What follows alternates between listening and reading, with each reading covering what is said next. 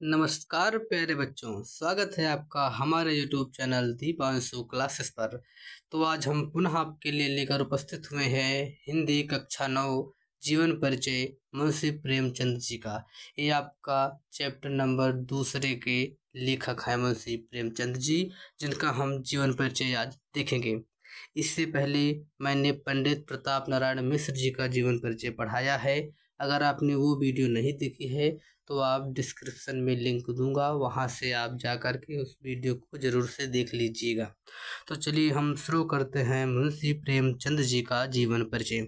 आप हेडिंग लगाइएगा जीवन परिचय, फिर आप हेडिंग दीजिएगा मुंशी प्रेमचंद जी का जीवन परिचय, फिर आप लिखिएगा संक्षिप्त जीवन परिचय। संक्षिप्त जीवन परिचय के बाद आप यहाँ जिस प्रकार से मैंने बॉर्डर खींचा है चारों तरफ आप भी खींच दीजिएगा। हेडिंग संक्षिप्त जीवन परिचय के लिखने के बाद आप सबसे पहले हेडिंग, ये कुछ हेडिंग है जो आपको याद होनी चाहिए। जैसे नाम तो मुंशी प्रेमचंद है, ये है। इनका जन्म याद कीजिए, जन्म स्थान याद कर लीजिए, पिता का नाम, माता का नाम, इनकी प्रमुख रचनाएं, मृत्यु एवं बचपन का नाम।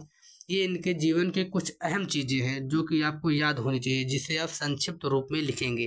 फिर इसी को आप थोड़ा विस्तृत रूप में कर दीजिएगा। इनका जीवन परिचय तैयार, इसमें रटने की कोई आवश्यकता नहीं पड़ेगी। तो जैसे आपने शुरू किया संक्षिप्त जीवन परिचय लिखना, तो आप लिखेंगे सबसे पहले नाम इनका मुंशी प्रेमचंद, जन्म इनका हुआ था 1880 ईस्वी में, जन्म स्थान इनका है लमही जो कि वाराणसी में पड़ता है, बनारस यानी काशी। उसके पश्चात इनके पिताजी का जो नाम था वो था अजायब राय, इनकी माता जी का नाम था आनंदी देवी। इनकी जो प्रमुख रचनाएं हैं गोदान, गबन, सेवा सदन, रंगभूमि। इनकी मृत्यु हुई थी 1936 ईस्वी में। इनके बचपन का नाम था धनपत राय। ये बहुत ही महत्वपूर्ण प्रश्न है कि मुंशी प्रेमचंद जी के बचपन का नाम क्या था, तो धनपत राय था। इसे आप जरूर याद करके रखिएगा। तो चलिए मैं अब इसी सभी चीज़ों को थोड़ा संक्षिप्त रूप में जो था इसको विस्तृत रूप में करते हैं। देखिए मैं कैसे करता हूँ इसको विस्तृत रूप में।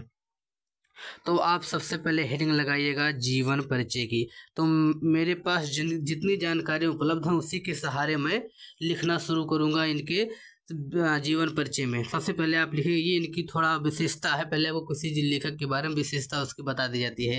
तो ये उपन्यास सम्राट कहे जाते हैं। तो आप लिखिएगा उपन्यास सम्राट कहे जाने वाले मुंशी प्रेमचंद जी का जन्म, यानी यहाँ से लेकर यहाँ तक इनकी विशेषता हो गई कि उपन्यास सम्राट कहे जाते हैं। तो उपन्यास सम्राट कहे जाने वाले मुंशी प्रेमचंद जी का जन्म कब हुआ था? 1880 ईस्वी में हुआ था। इसको आप अंडरलाइन कर दीजिएगा। मैंने अंडरलाइन करना भूल गया, लेकिन मैंने फिर भी दूसरे पेन का इस्तेमाल कर लिया था। आप इसको काले पेन से लिख करके अंडरलाइन जरूर कीजिएगा। हुआ था, इनका जन्म लमही में हुआ था जो कि वाराणसी में स्थित है। लमही को अंडरलाइन कर लीजिएगा। मुंशी प्रेमचंद जी के बचपन का नाम धनपत राय था। धनपत राय को भी आप अंडरलाइन कर लीजिएगा। इनके पिताजी का नाम अजायब राय था तथा इनकी माता जी का नाम आनंदी देवी था। इतनी जानकारी मैंने कहाँ से लिखी? केवल और केवल संक्षिप्त जीवन परिचय के आधार पर। अब यहाँ से मैं इनके बारे में आपको कुछ बताऊंगा, उसे आप जरूर लिखिएगा, जो कि आपको जीवन परिचय में लिखना होगा। कौन सी बातें? कि जब प्रेमचंद जी 7 वर्ष के थे तभी इनकी माता जी का, और जब इनकी उम्र 14 वर्ष की हुई तब इनके पिताजी का निधन हो गया। अर्थात जब इनकी उम्र 7 वर्ष से इनकी माता जी इस सरजमी को छोड़कर परलोक सिधार गई, और जब इनकी उम्र 14 वर्ष हुई अर्थात 7 साल के उपरांत तब इनके पिताजी इस सरजमी से धरा को छोड़ करके परलोक सिधार गए। यानी कि मान के चलिए इनका बाल्यावस्था में ही एक प्रकार से अनाथ हो गए, यानी 14 साल की उम्र में ही। तो इसके पश्चात इनका विवाह कम उम्र में ही हो गया, जो इनके अनुरूप नहीं था। यानी कि विवाह करने के लिए राजी नहीं थे, परंतु क्या करें, अनाथ होने के कारण घर की स्थिति को देखते हुए इनको विवाह करना पड़ा, जो कि इनके अनुरूप नहीं था, यानी इनकी इच्छा के विरुद्ध था। फिर भी इन्होंने किया। अतः इन्होंने शिवरानी देवी जी से दूसरा विवाह कर लिया। फिर इन्होंने क्या किया, उसको अनुरूप नहीं था तो इन्होंने क्या कर लिया, शिवरानी देवी जी से अपना दूसरा विवाह कर लिया। तो आगे हम देखते हैं फिर अगले पेज पर। फिर इन्होंने दूसरी शादी कर ली, किससे? शिवरानी देवी जी से। उसके पश्चात की कहानी क्या है कि ये स्कूली मास्टरी की नौकरी को करते हुए बीए पास किए। यानी कि इन्होंने बीए पास किया कब? जब ये स्कूल की मास्टरी करते थे, यानी स्कूली मास्टरी की नौकरी करते हुए इन्होंने बीए को पास किया। इन्होंने कुछ दिन कानपुर में मारवाड़ी स्कूल में पढ़ाया था तथा अंत में काशी विद्यापीठ में प्रधानाध्यापक नियुक्त हो गए।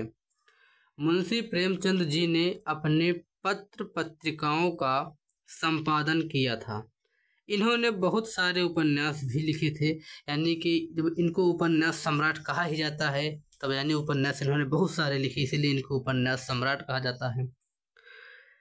तो मुंशी प्रेमचंद जी का निधन 1936 ईस्वी में काशी में स्थित इनके गांव में ही हुआ था, अर्थात लमही में हुआ था, जहां पर इनका गांव था, जहां पर ये पैदा हुए थे, जिस सरजमी पर, जिस धरा पर, जिस वसुंधरा पर, उसी जगह पर इनका यानी कि उसी स्थान पर इनकी मृत्यु हुई थी। कब हुई थी? 1936 ईस्वी में हो गई थी। तो इनका भी जो जीवन काल रहा वो बहुत ही कम उम्र का रहा, अर्थात 56 यानी 56 वर्षों का इनका संपूर्ण जीवन काल रहा। 56 वर्षों की कम उम्र में ही इन्होंने हिंदी जगत में अपना नाम उपन्यास सम्राट के तौर पर स्थापित कर लिया।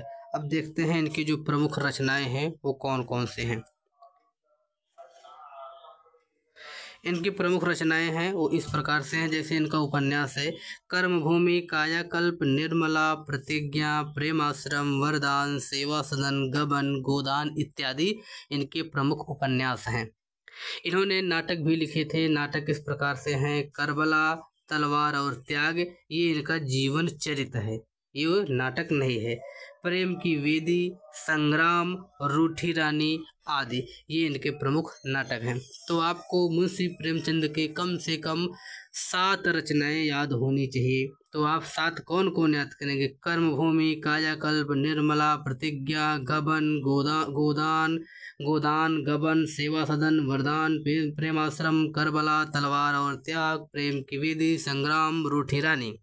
इतनी रचनाओं में से आप किन्हीं 5-7 रचनाओं को याद कर लीजिए, आप उसी को केवल लिख दीजिएगा, आपका काम बन जाएगा। तो इस प्रकार से आपको इनका जीवन परिचय लिखना है।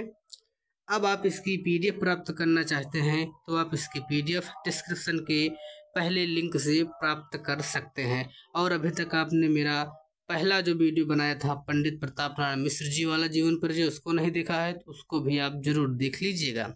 तो इसके पश्चात मैं दोबारा इसके बाद में वीडियो बनाऊंगा हजारी प्रसाद द्विवेदी जी के जीवन परिचय का, आप उसको भी जरूर विजिट कीजिएगा, जरूर देखिएगा। तो ठीक है, अगर वीडियो पसंद आया हो तो वीडियो को लाइक कर दीजिएगा, चैनल को सब्सक्राइब कर दीजिएगा। फिर मिलते हैं आपसे हम नेक्स्ट वीडियो में, तब तक के लिए बहुत बहुत धन्यवाद। जय हिंद, वंदे मातरम।